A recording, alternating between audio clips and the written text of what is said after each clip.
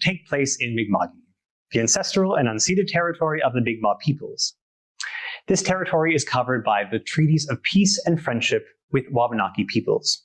We are all treaty people.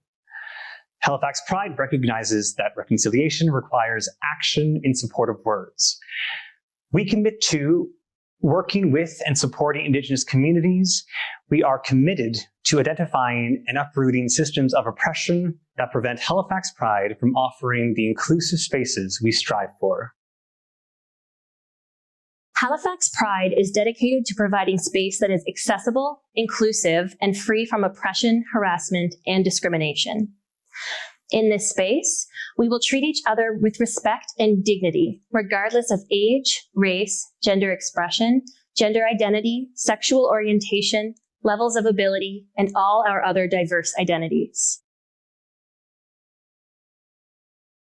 Halifax Pride stands in solidarity with the Black Lives Matter movement to end police brutality and violence against Black communities across North America. African Nova Scotians and Black people have the right to live free from oppression, violence, and systemic marginalization. Halifax Pride recognizes our history and ongoing contribution to the marginalization of QT/BIPOC. Since the beginning and to this day, the queer movement remains a protest against systems of oppression, including those that disenfranchise Black, Indigenous, and people of color. As such, Halifax Pride commits to, firstly, actively operating in a more anti-racist and anti-oppressive framework by prioritizing QT/BIPOC voices and leadership in our spaces. Please visit our website to see some of our ongoing initiatives championing, supporting, and working with QT/BIPOC. Secondly, Halifax Pride commits to holding ourselves accountable and allowing queer individuals to also hold us accountable for our shortcomings. We commit to engaging in discussion and following the leadership of traditionally marginalized and disenfranchised queer individuals. Throughout this year's festival, you may reach out to any one of the board members to provide comments or express concerns that you may have. We have also set up an anonymous survey to provide feedback for all events. Please visit the link on the screen or go to our website to complete the survey.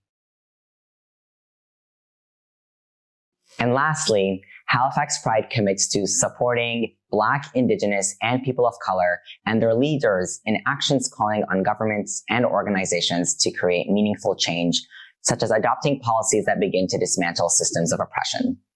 This year, Halifax Pride has required that all corporations who wish to participate in Pride must sign an agreement to support QT/BIPOC in several ways. These agreements have been published on our website and are available for the public to view. Hello, folks. Thanks for joining us. We welcome everyone today on YouTube and on Zoom. My name is Corey Melanson. My pronouns are she and they. I am a co-founder of Rainbow Refugee Association of Nova Scotia, and I have been the settlement chair for about 9 years. I'm thrilled that we have 4 panelists with us this afternoon, and we'll get to their introductions very shortly. Just so everyone knows how this will all work today, we'll give space to our 4 panelists one at a time with some preset questions. Then we'll move to ideally looking at questions from the audience. So if you have a question, please write it in the chat ideally, and we will monitor the chat both from Zoom and YouTube, and we'll look to engage and be able to answer some of the questions from the audience.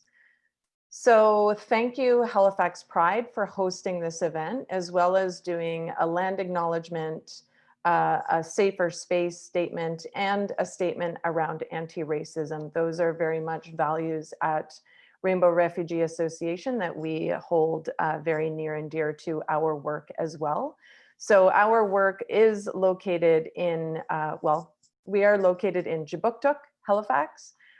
We do all of our work in Mi'kmaq. We are increasingly doing more work across the region, the Atlantic region. I won't say too much about Rainbow Refugee Association because we do have my co-founder, Kyle DeYoung, here on the call.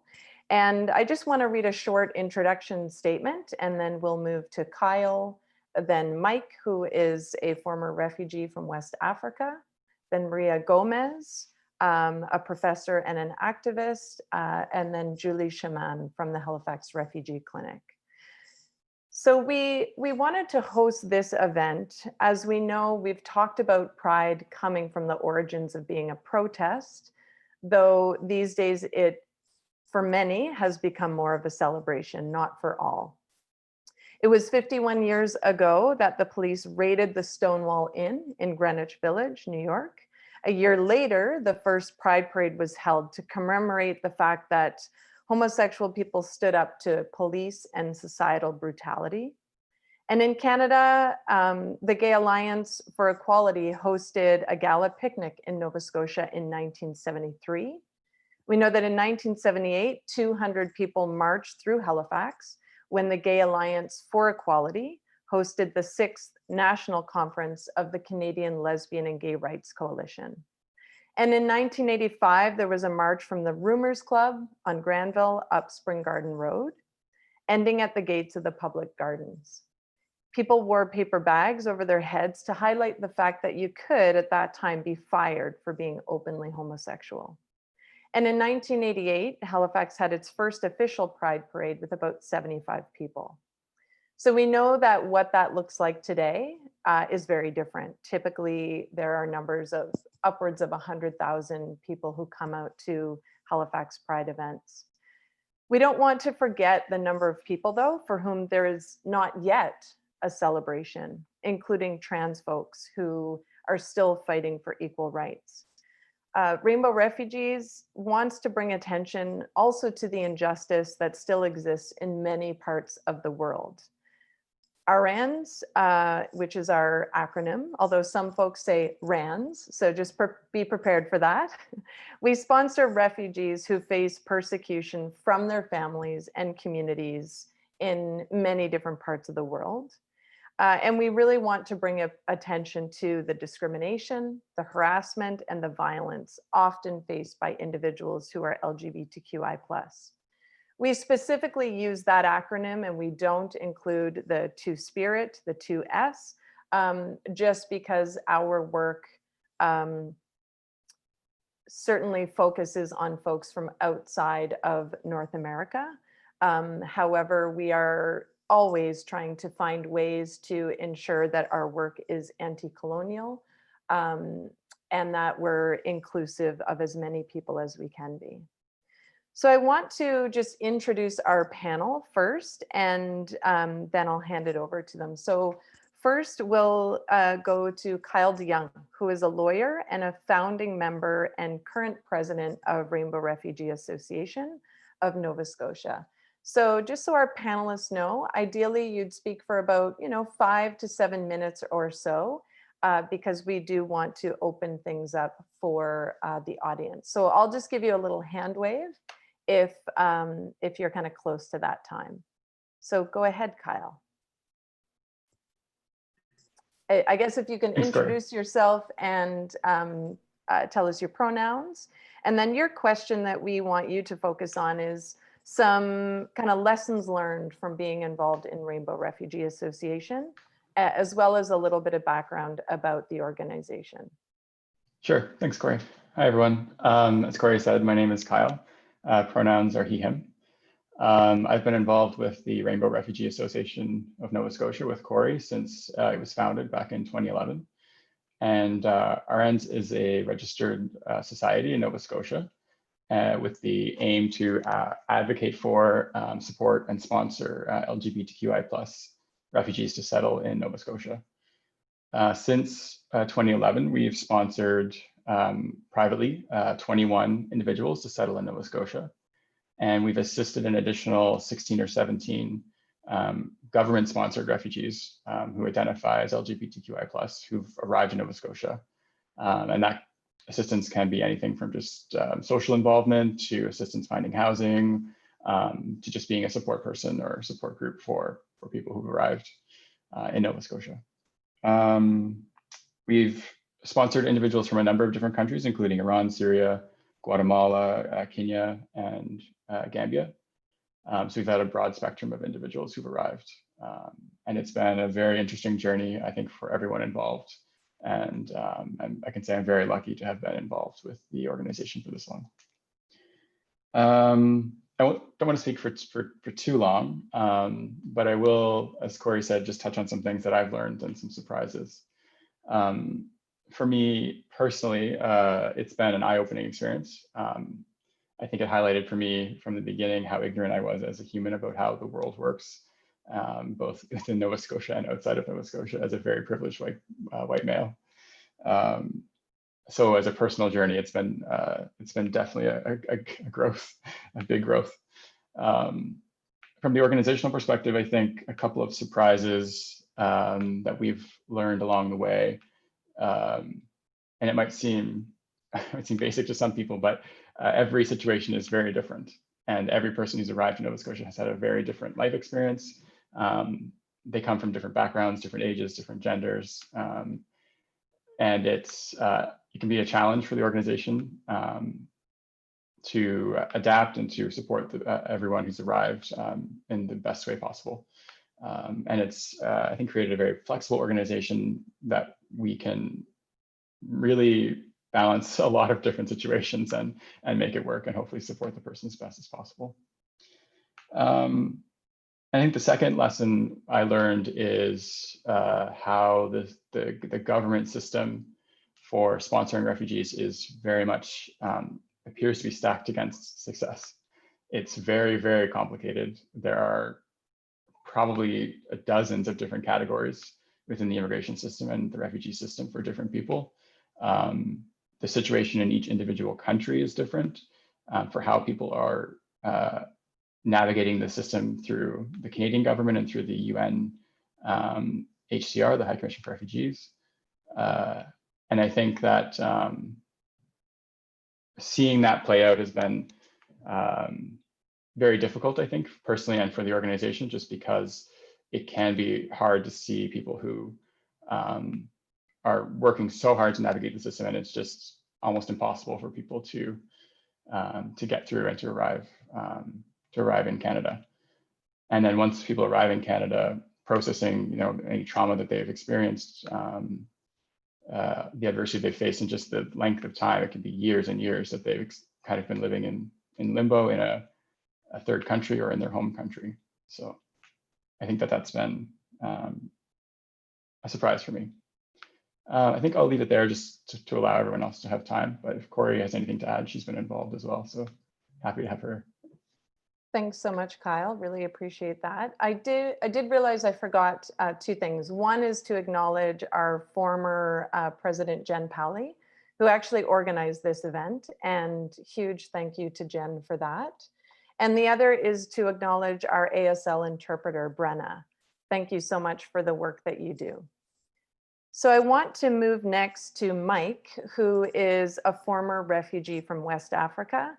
And we're not sharing his name, his real name, or his country of origin just to ensure his safety. And so Mike arrived, Mike was someone Rainbow Refugees sponsored in 2018. And he is going to share a bit of his experience about, what is the situation and what are the realities for folks who identify as LGBTQ in West Africa, as well as just share some of his impressions around what it meant to relocate and to become a permanent resident here in Halifax. So over to you, Mike. Nice to meet you. My name is Mike from West Africa. My pronouns, I would like to be called as him and his. And I came here in 2018, October 2018. Yeah, I can remember. So I've been through a lot in West Africa, my country. Then I moved to another West African country. But my first country of birth, I have, I have a very, dangerous experience from my life, from my family home. There was this day that I organized a party. I was dating, and my boyfriend came over. So we were having it was just like a fun party together. We were all together. I invited another friend of mine who was kind of like feminine. So he came over. We were home together, playing, having fun. Then all of a sudden, I used to live with my half brother who was then deported from Germany. He came home and lived with us. My family is an extended family. We both live together in the same house. So he's been a watchdog through my social life, my interactions with my friend, but I never noticed it until this night when my friends came over to my house and we were having fun together. So he were kind of like spying us from the back window of my door. He was spying us, so we never knew it. So we were there, we were naked, we were having fun. So he suddenly came knocking my door. I just, had a heavy sound on my door. He knocked like 4 times. And he screamed to us and said, "I just saw what y'all all are doing inside. Are you homosexuals or something?" He started screaming. I was so scared. So all of a sudden, before I knew it, he just break the door because he was powerful. He was like 9 feet tall. Yes, he was powerful. He just break the door and came inside. He just came inside and just grabbed me, bit me down. My face was bleeding. My friends were shouting, you know.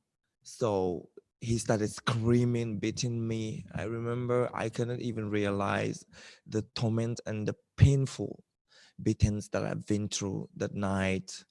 It was horrible. It was really horrible.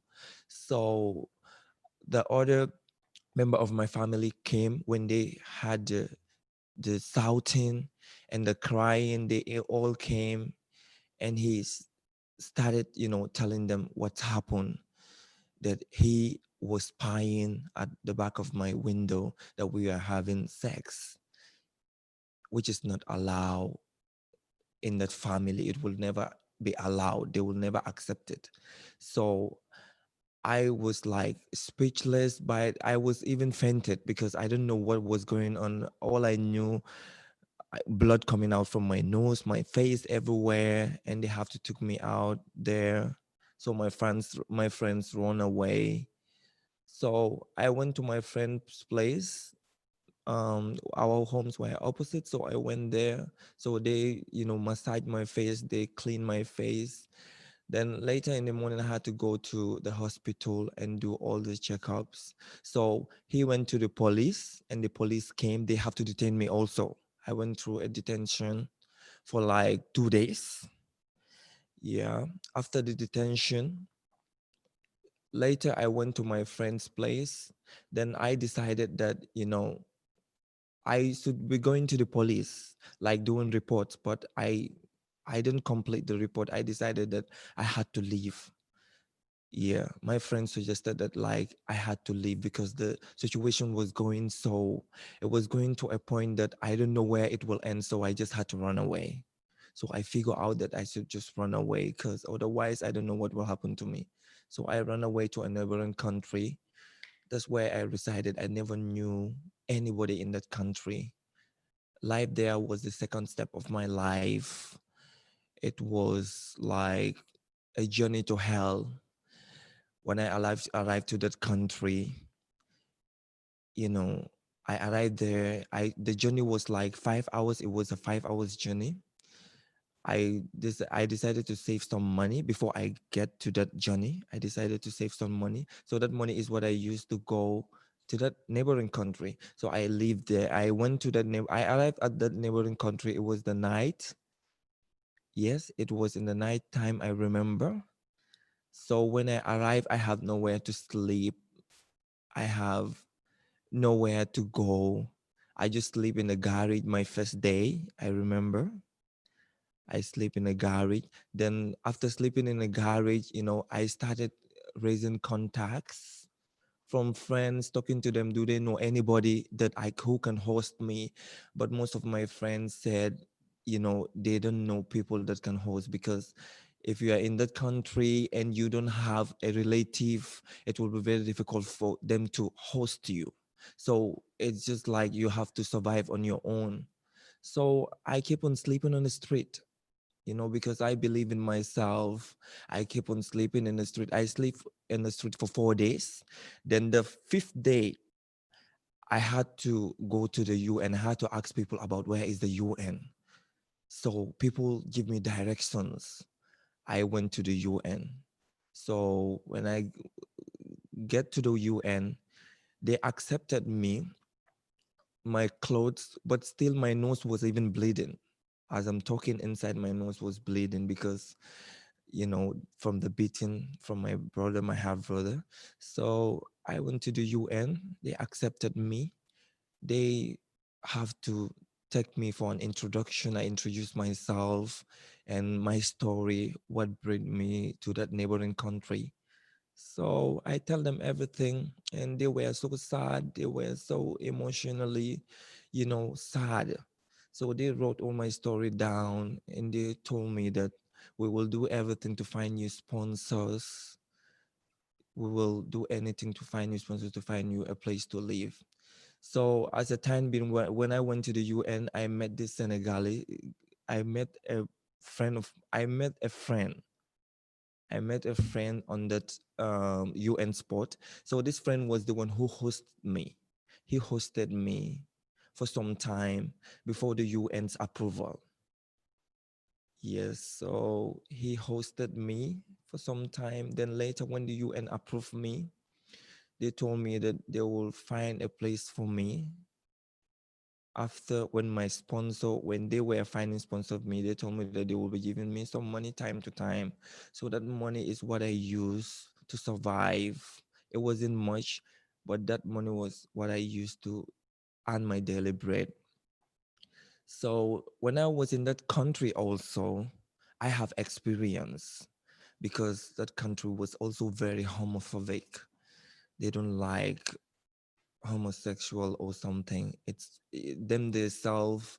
There are a lot of homosexuals living in that country, but you know they will keep it in a secret. But some cannot keep it anymore, because I have a lot of experience. I've seen in that country, the country citizen of themselves been through a lot. I've seen something like that.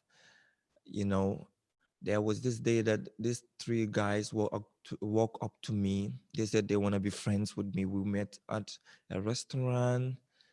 So I've been visiting them time to time, but I never knew that, they can harass somebody.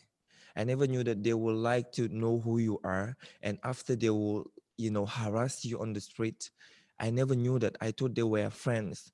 And this friendship between me and them continues until one day, you know, they just started asking me questions about gay life and stuff. So, you know, I thought they were like into men. That's what I thought, because they came to me as gay homosexuals. So I thought they were, because I trust them. But I never knew that they can make fun of me. They will harass me in the middle of the streets. So they came after me. It was a Sunday. They came after me. They changed. I was like surprised. They started saying me, okay, you will give me money, or we will gonna tell the whole city who you are and what you are doing here, because our country hates it. So they came after me. They started screaming, beating me down, kicking me, telling the whole neighborhood that I am a homosexual, because they needed something from me. So they used that as an advantage over me. So I was like helpless. I was like, that was also another torment to me. It was very harassing. So there was people that helped me, took me to the station because I told them I want to go to the station. Then when I went to the station, I had to tell my story, how I met these boys, how we become friends. And, you know, later I make sure that the officers know that I'm on an asylum into this country. So they respected the fact that I'm on asylum. So, you know, there was the most painful end of the story at the station. There was no law given to me. There was no right given to me. I thought when I went to the station, they will say, okay, they came to attack you and harass you. We will, you know, we will make sure that the law do its utmost best to take you out of this, but they never did that. They just leave the boys to walk away just like that. So I went and told the UN about it. And what the UN what the UN can do for me was, they said I have to lay myself low, and they will try to find a better solution for me to get out of this country. So the UN went on finding sponsors for me. They went online until there was this day they called me that they got me a sponsor. So I was very happy. It was like a dream come true. I was like overwhelming. I was like, how can this be possible? Because I thought I would live in that country forever. I thought, you know, I was depressed. I thought I will never get out of that country until when this opportunity came for me to reside into Canada. I was happy about it. So yeah, it was quite an interesting news. So I was there until I made all my medicals to the embassy. I went to the embassy, did all my paperwork and everything. And I got a call from the Rainbow Refugee. They called me. They said they will be the one, you know, sponsoring me to reside to Canada, which was very interesting, which was just like a dream come true. So I was very happy. I was full of tears. I remember all the difficult times I've been through. The tears keep dropping from my eyes, you know. So I just believe in myself and I believe in God too. Until there was this day I came with some friends. We went together, we fly together to Toronto, from Toronto, Nova Scotia. And, you know, it was just like I was living in paradise. When I first saw Canada, you know, I was like, I am free like a bird. So it was quite, you know, an interesting story. It was quite excitement for me to have a new life in Canada and to be able to do what I like, to be able to be who I want to be, happy, you know, go where I want to go, speak anyhow I want to speak, you know, make friends, be happy. And now this is all that I wanted in my life and I got it now. I'm so happy for the Rainbow Refugee. I'm so proud of the Rainbow Refugee. And the Rainbow Refugee, what they are doing also to help the gay and lesbians to reside is very important, because in Africa, to live a homosexual life in Africa is just like living in hell. You can die at any moment.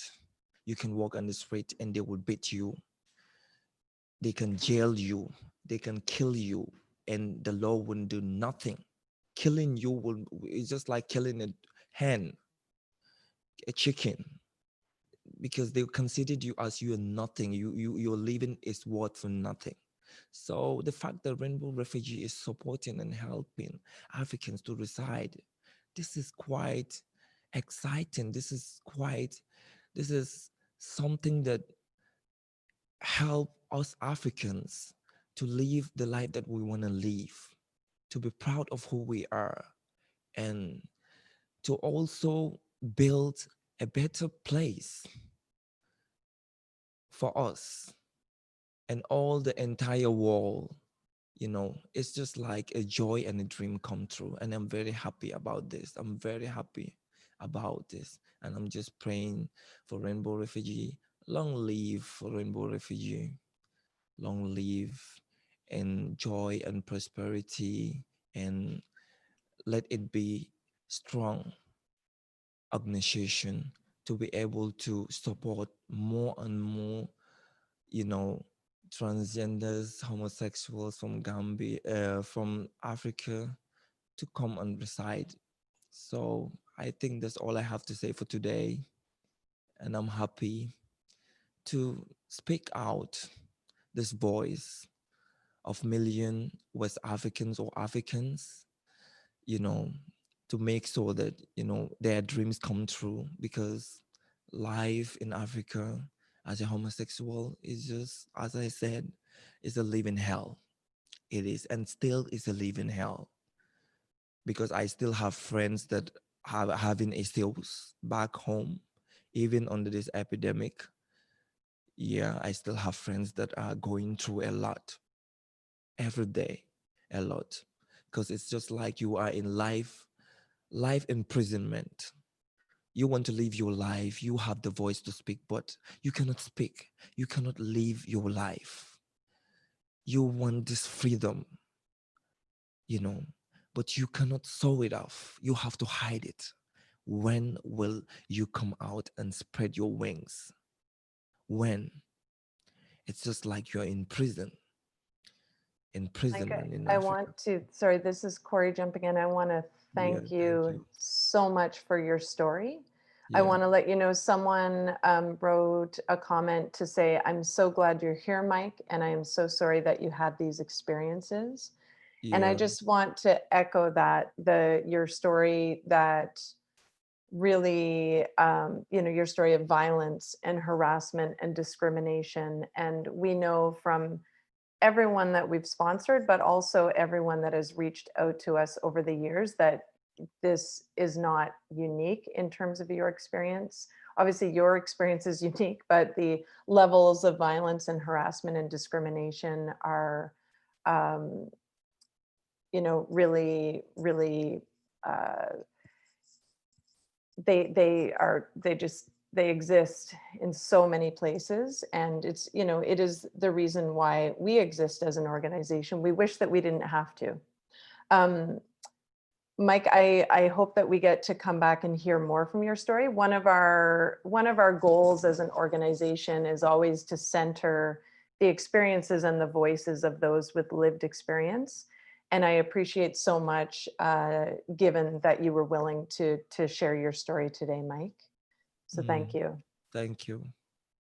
So we also know that your experience isn't, you're not the only one to have experienced family members being the ones to be violent, as well as to call the police and other authorities. And so we know that that happens not just in Africa, but in many parts of the world. I want to move next to Maria Gomez, who is a professor of criminology at St. Mary's University in Halifax, and she's also a human rights activist. Her current research focuses on states' responses to prejudice and violence based on sexual orientation and gender identity and expression. And so, Maria, please introduce yourself, tell us your pronouns, and if you could start with just the question around how has colonization played a role in anti-LGBTQ plus sentiment?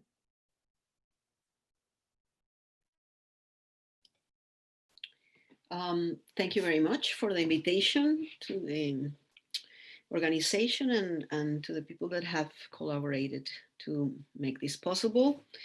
My name is Maria Gomez, and my pronouns are she and her. These are very difficult questions that I cannot respond straightforward with a single answer. But I really appreciate the question in the sense that it permits me to state at least two things. The first one is that the notion of colonization has to be contextualized in different spaces. I'm going to talk about perhaps Latin America, which is the experience that I know the most. I'm originally from Colombia, although now I'm a Canadian citizen as well. And I have been working on these issues in Latin America mainly.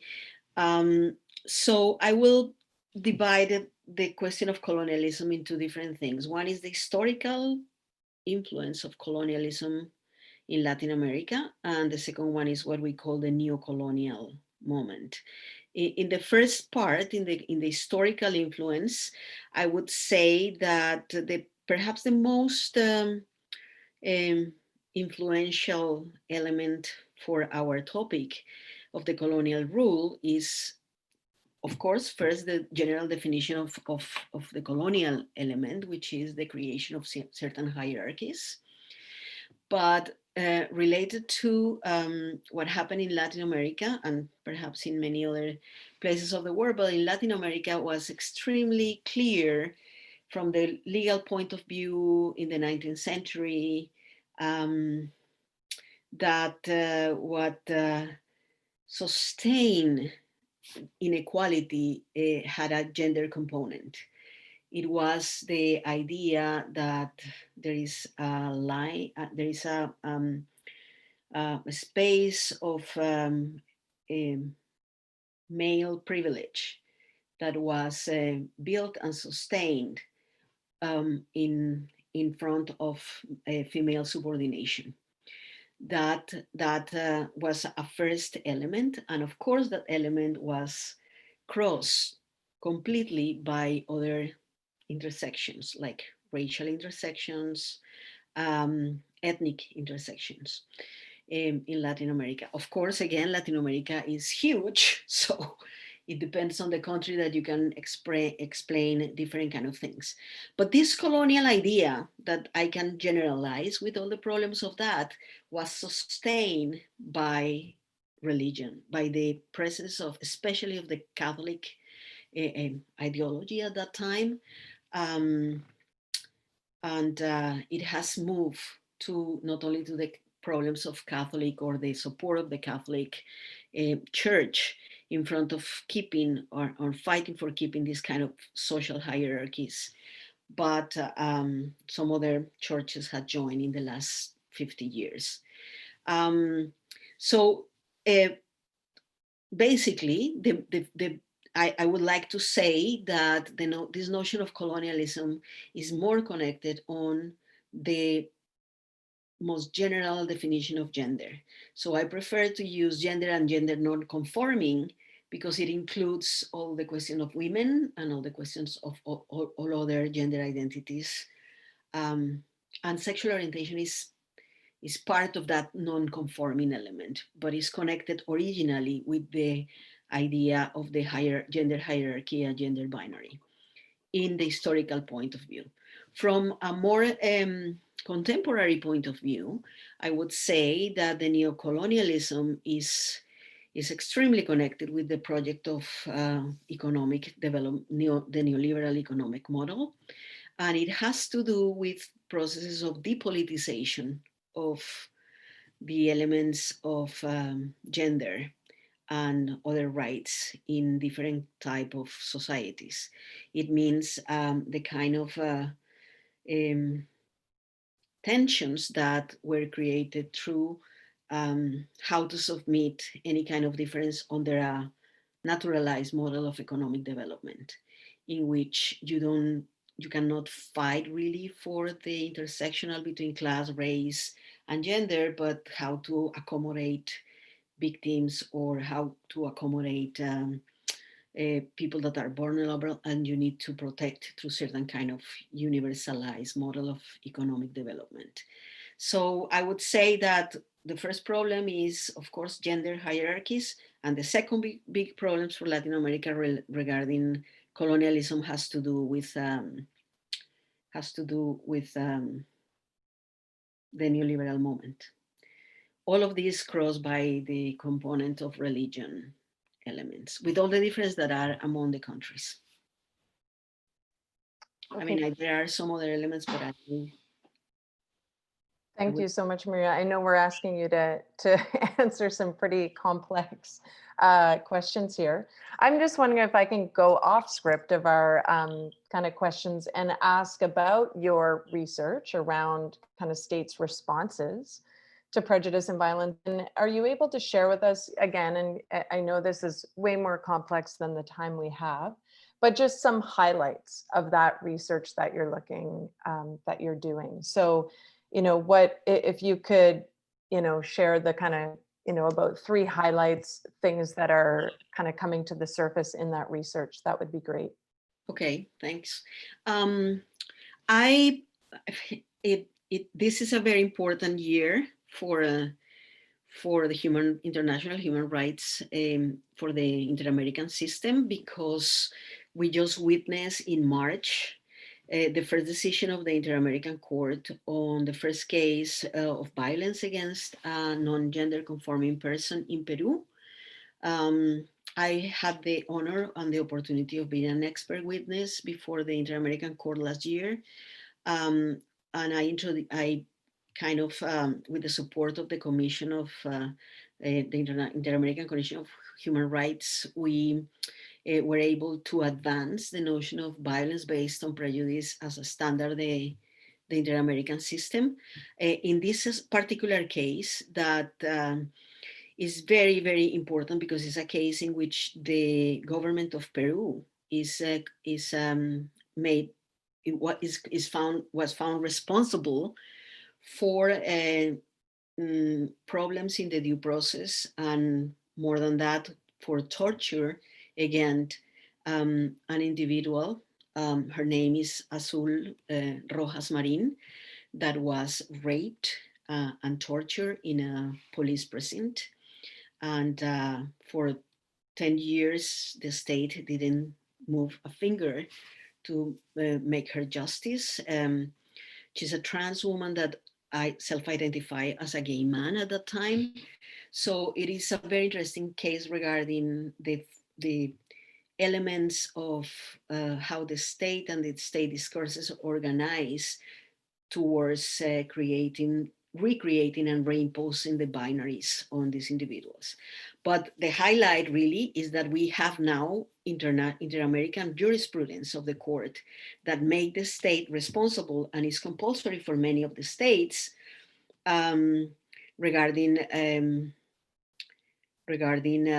you know, the protection of the people that self-identify as LGBT.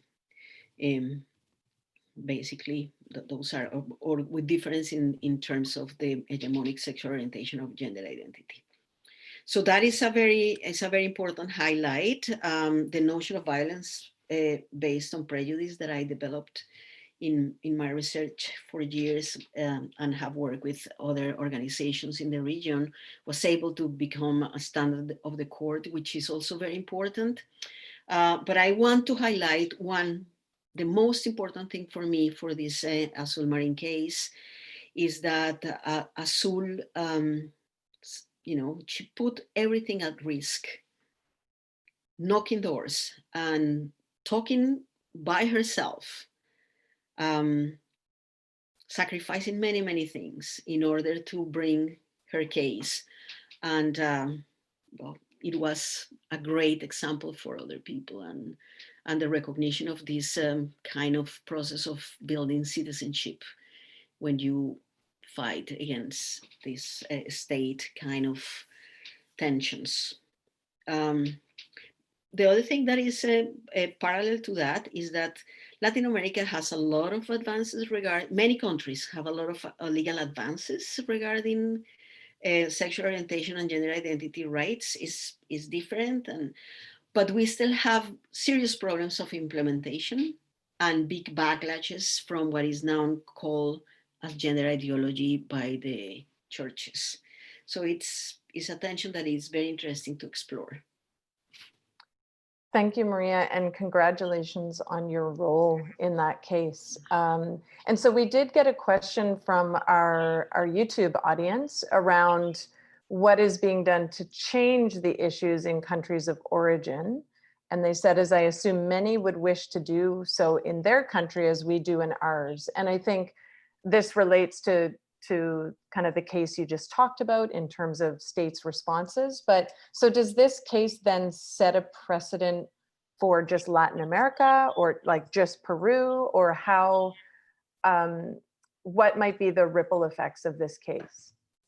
Well, the impact of the international human rights system is very polemic in many spaces, but has a very important symbolic element. This covers any country in Latin America or any country in the Americas, in fact, that has ratified the Anti-Discrimination Convention of Civil and Political Rights and other elements. So not all the countries have ratified the treaties, but many, many countries have. So they are bound, morally bounded and symbolically bounded by these kind of elements. It's very symbolic for the victims as well, because or for the people that are under these kind of pressures, because this Inter-American system recognized the case and ruled in favor of the persons that were, you know, the targets of this kind of discrimination. But above all, I think is a warning to the states that these things have to be, you know, that there are international controls about the role of the state. So this is very important. However, and this I have mentioned this in many spaces. The advances that we can gain legally, even in the international human rights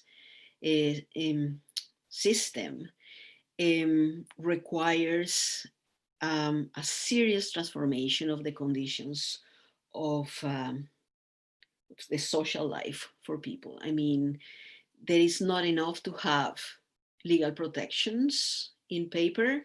What we need is serious transformation of the class conditions, of the economic conditions, of the access to justice conditions, to health, to the protections of all the elements that are of the big inequalities that we that we have to experience in the region, and that affect not only people with different from hegemonic sexual orientation of gender identity, but that is extended to the amount of poverty and lack of access to benefits and redistribution of resources that we spend in Latin America.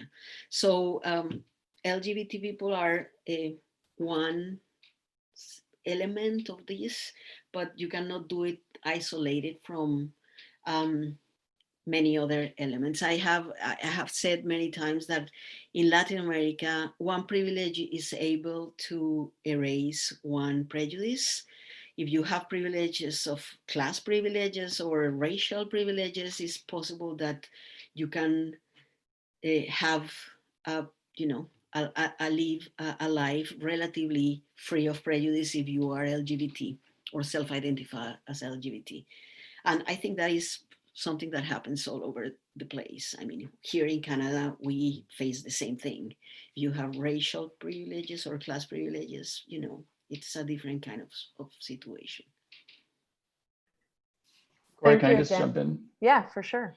And just going back to the question as well, from the perspective of the Rainbow Refugee Association of Nova Scotia, while our organization is really focused on the settlement and sponsorship of LGBTQI plus refugees, I think we always need to go back to our ultimate goal is to improve the situation around the world for everyone, so that any LGBTQI plus identifying person is able to feel safe in their own space or their own place. And for me, someone arriving in Canada for settlement is really a stopgap measure, and it's almost an example of kind of a broader failure of creating a world that's welcoming for everyone. And that tension between settling people here in Canada and then improving situations around the world will constantly exist for our organization. But hopefully at some point we won't exist as an organization because there won't be a need for people to come to Canada, which I know is a huge, huge goal, but just wanted to flag that. Thanks so much, Kyle. And I guess to add to that too as well, our advocacy work through Rainbow Refugee extends well beyond Nova Scotia and even Atlantic Canada. We're a member of the steering committee of the Rainbow Coalition for Refuge, which is a national coalition really advocating for kind of safer, not only for safer kind of and more just settlement pathways, but again, to address some of those really systemic issues that exist in Canada, but also outside of our borders as well.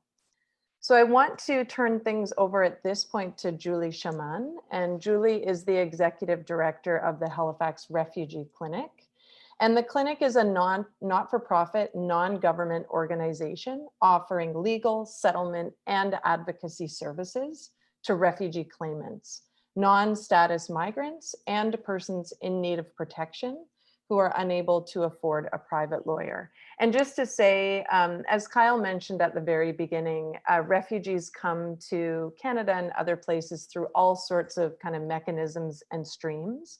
So while we focus on private sponsorship, certainly we've partnered with Halifax Refugee Clinic, and their work focuses really on folks arriving as asylum seekers in Canada. And so just to highlight for folks that difference. So Julie, I'll hand it over to you to really kind of talk about what does your work look like when it comes to LGBTQI folks who come to Canada and make a refugee claim. What does that process look like?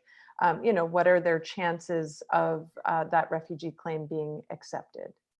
Yeah, thanks, Corey, and thank you for inviting me here today. I'm really honored to be part of this panel, and thank you to the previous panelists for their testimony and presentations. It's fed in a lot into what we do here. I've recognized so many things. Kyle was saying that it seems like it's a system that's stacked against success, and we certainly see that.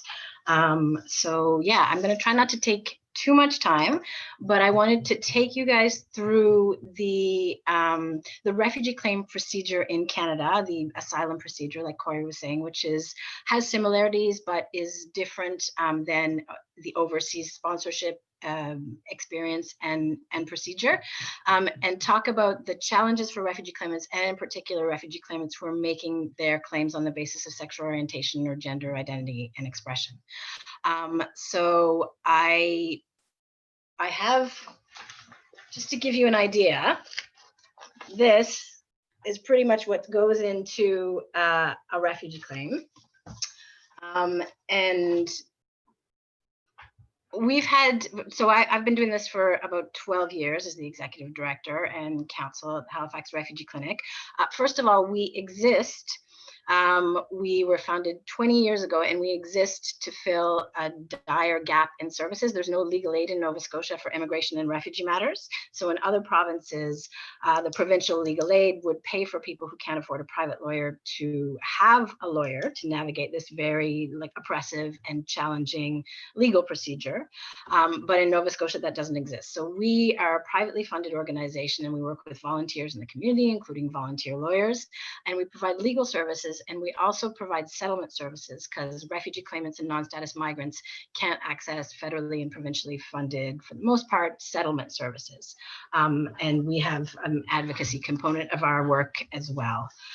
So since I started in 2008, we've had about 40 to 50 claims based on sexual orientation and gender identity and expression from, again, I won't mention particular countries because it is a small community, and from East Africa, from West Africa, from Latin American, from the Caribbean, from all parts of the Middle East and North Africa, from East Asia, from really many parts of the world, from Southern Europe.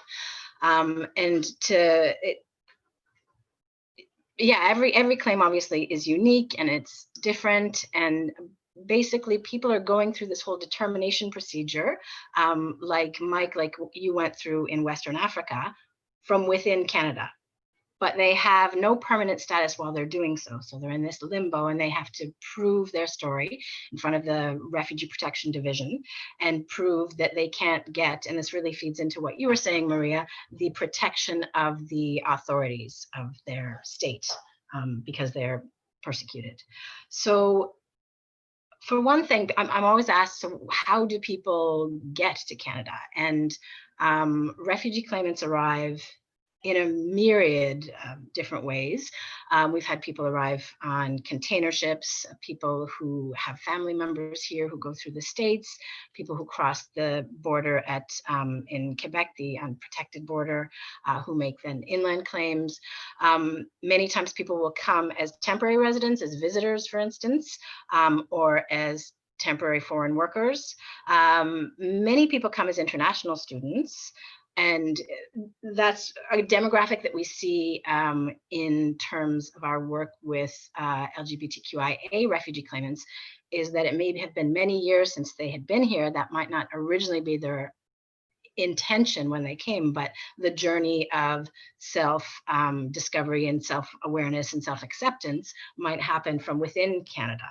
So that's an important element that to highlight there. So when people come, for instance, and make a refugee claim, they can make it one of two ways. Either they're intercepted at a port of entry, or they come inland, say they're a visitor and they just enter at the airport, and after a few weeks later, years, however many, however long it takes them to find us or find other counsel, they'll come and get information about making the refugee claim. One of the big challenges that we see is when people are intercepted at port of entry, if they're making their claim on sexual orientation and gender identity and expression, having been in many cases in a situation where authorities are the agents of persecution, especially for queer people around the world, it's not something that they feel comfortable in that context, in that oppressive context, to disclose right away. And this can cause a lot of problems with credibility further down the line, when then they have to explain why they didn't talk about certain elements of their identity or their story when they come right away. So that's a big challenge at the port of entry, especially for LGBTQIA refugee claimants, to disclose their identity first off, and also to disclose particular incidents that might be incredibly personal and incredibly intrusive, obviously.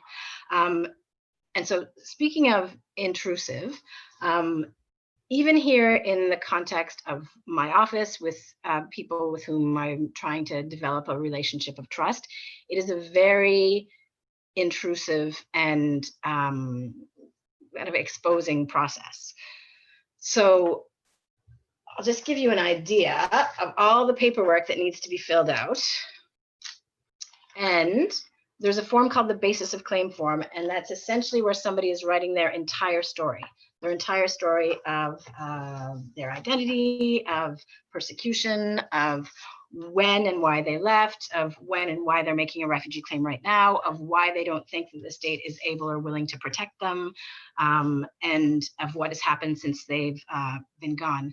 And Mike, your testimony was really powerful, and I've heard from clients over the years a lot of similar elements in how people are discovered, in the family element, and in the inability to seek, to get a safe haven before leaving, the country of persecution or the area, of persecution.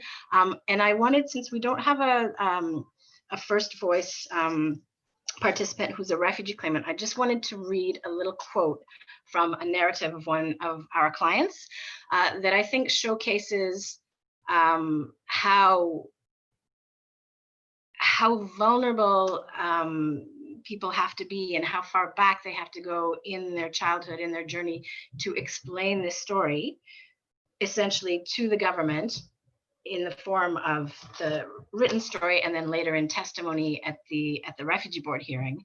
And yeah, it just gives an idea of the challenges and the procedure that people are going through here in terms of telling their story, and oftentimes being re-traumatized and re-victimized while this is happening.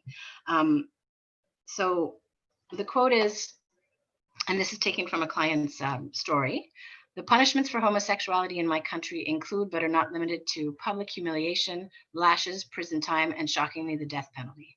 Consequently, as a kid, I tried to hide what I dreamt and felt from everyone, including my family and friends.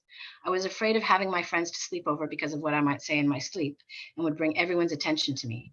I was as well very opposed to the idea of sharing a room or sleeping beside a family member. I felt singled out, ashamed, terrified, and sinful. All my life, I've been taught at school and home that homosexuality should be severely punished. I asked myself as a kid so many times, why did I dream of a male rather than a female like everyone else? What have I done wrong to be punished this way? I felt trapped and disgusted every single time I would wake up from a wet dream." So I took that quote to highlight how far back, and what a complex and, again, intrusive procedure this is, to write a story that is going to have the best chances of getting you a positive outcome and therefore protection at the refugee board level. A few years ago, there were some guidelines that were published from some guidelines for board members of the Refugee Protection Division, because there were so many just terrible decisions and very traumatic hearings that people were going through. So the situation has improved a little bit, but I've been in hearings where the board member has said, well, what sexual position were you in when the police came? And well, I don't believe that you are actually gay because you haven't, told me the names of any gay bars here in Halifax, and really transposing a certain cultural Western centric view on somebody's experience. So that's certainly a challenge. There's a big challenge in terms of obviously writing the narratives. As I've talked about, it takes so long, and then there's a lot of trauma and memory issues, because the brain does certain things when confronted with trauma, and part of that might not be a linear ability to recollect events in like a linear and chronological way, which is so important for this procedure. There's the issue that's come up as well of interpretation. If the person isn't able to communicate fully in English, but the only interpretation possible is from members of the community here, and there are very small communities here who are sometimes very tight-knit, and so that is always an issue. We've had to get interpreters on the phone from other areas of the country just to try to mitigate that, although it's not always possible. And so then the claimant will prepare all this paperwork, write out their story. You have to make sure that everything is completely, this is the same with overseas papers, everything is completely consistent and there's no room for discrepancy that could potentially be, the beginning of some credibility issues that the government and the board might really pick up on. And then there comes to the difficult question of evidence. So you don't need corroborative evidence to have a successful refugee claim. You don't need it. Having said that, you need to be believed. And that's where it becomes quite difficult. Again, these new guidelines from a few years ago are a help, at least theoretically they're a help, but it's not like you're a political party member and you have a card. There are very difficult and different ways to prove your sexual orientation or your gender identity and expression.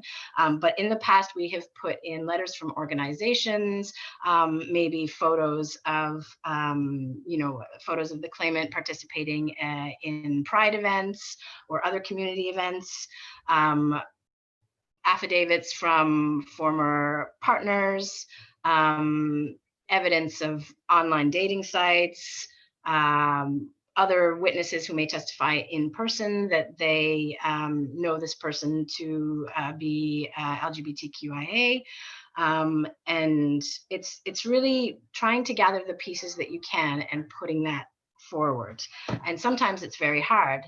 And sometimes it's very hard because there's this catch-22 situation, especially with asylum seekers, where you may be waiting on the security of status that you will get as a refugee to participate in some of these activities, because otherwise you're outing yourself. You may go back to a country where you face persecution, but then the board is saying, well, why aren't there pictures of you here? Why don't you have any relationships? And so it can be quite difficult to navigate for people. So it's challenging in that way. The hearing itself is challenging. It's only one board member. There are very difficult questions, as I mentioned earlier. And then the person has to be able to convince the board that the elements of their individual subjective story are true, but also, and this really goes to what Maria was saying, that there is an absence of state protection. And when you get into a situation where perhaps the state has made legal advances, and on paper, it looks like there's protection, but then, like Maria was saying, the implementation is not there, or there are still societal norms and discrimination and persecution that exist, even if it looks like the state has mechanisms for protection. So, in some countries, it's quite obvious. There's the death penalty, there is prison time, but other countries that are seemingly, LGBTQIA protecting and friendly are really not, when you dig down a little bit further. And so often we have to go and get evidence, sometimes in the form of expert witnesses, or even talking to organizations within those countries about their experiences on the ground, and to corroborate the objective element of the person's fear of persecution. Julie, oh yeah, sorry, I was just going to jump in and say, if you have one or two more comments, we do want to finish up by 1:15, and I just want to give each of our panelists just a one sentence kind of closer. Yeah, sure. So I guess the last thing I'll say, so after, obviously a positive decision is the best possible outcome at the refugee hearing, and then the person is a protected person, a refugee, and can apply for permanent residence. But to think, and I think that we've all touched upon this today, to think that that is the be all and end all, and then that person will not have to navigate, racist and Islamophobic sentiments within communities here, or to navigate the way they live their sexual orientation or gender identity and expression, and the way perhaps they live the rest of their identity and their cultural life is glossing over, I guess, a lot of the more complex experiences that people might have once they're here and once they're in a position of safety and security. Absolutely. Thank you so much, Julie, for kind of giving us, I know it's a very brief kind of window into what what a refugee claimant kind of faces and the process that they go through. So we know we're trying to wrap up. Thanks again kind of to everyone who's joined us today, also to Pride and their sponsors. I want to just go through the panelists sort of in a closing, if you could, in a phrase, so in 30 seconds or less, answer the question. So folks who are listening today, what could they do? Is it learn more? Is it act? Is it donate? Is there something that folks listening to this could sort of take away and do more about? We are going to send Pride some resources, so I'd put that offer out there as well to the other panelists. If you have links or other resources, Pride has agreed to put those on their website. And so I guess I'll just go back through our panel in reverse. So starting with you, Julie, then Mia, then and Kyle. Just, now we're at 20 seconds or less, something that folks can do. And I'm sorry, I will cut you off if you're going too long. Okay, well, the director of a privately funded organization, obviously donate. So many organizations are doing amazing work, but need funding to do so. And then also to recognize our own responsibility and colonial legacy in the suffering of LGBTQIA people around the globe. Like, a lot of these laws are really, like Maria was saying, colonial in nature, and there's still, there's still a lot of work to be done there. So in a nutshell. Okay. Thank you. Maria, anything to add? Oh, unmute yourself, please. I want to say two things. The first one is the importance of making a distinction between state and non-state actors. Although prejudice is a horrible thing everywhere, the worst thing that can happen is that you have a prejudice institutional or the state carrying the prejudice, either by lack of protections or by active persecution of individuals. So that is the first thing. I mean, in order to really identify many of the questions that are at the air, you need to make that distinction. So that is one thing. The other thing that I want to say, and it's connected with this, is that part of what I realize is that SOGI, sexual orientation, gender identity, and expression, is usually not the central element of persecution. It is always the way in which it's invested with political interests to persecute it, because it operates as a token many times. Sometimes it's used in a populist way to gain votes, and sometimes it's used in a negative way to create a penal populism, for instance, in criminalizing the spaces. So for me, the most important question around this is, what is the status of sexual orientation, gender identity, and expression in the accountability of the states regarding social justice in general? Thank you, Maria. That's helpful. Mike, do you have anything to add in terms of what folks can do? And I just want to say we did have a comment as well earlier where someone said, I look forward to the day when Mike can step fully into the light. So I guess in 30 seconds or less, do you have any kind of closing comments? Yeah, the comments that I would like to give would be like, let there be support. Let there be like more support, because like we as West Africans, we need support. We need your help to, have a better life, to reside into Canada. It's not always like an opportunity to reside, but also is a way of like saving life. Because if you try to help somebody like a lesbian or a gay gender from West Africa to reside to Canada, you're not just residing them, but you are saving their lives. So this is, which is very important for us West Africans, so all I would like to lay the comments I would like to is the help. Like, so we just need more help. We just need more help. Yeah, this is the most important comment that I would like to give to you people. We just need more help, and to enhance the betterment of West African gays and lesbian life. Yeah. Thank you so much, Mike. And again, thank you for being for bravely sharing your story today. Yeah, thank you.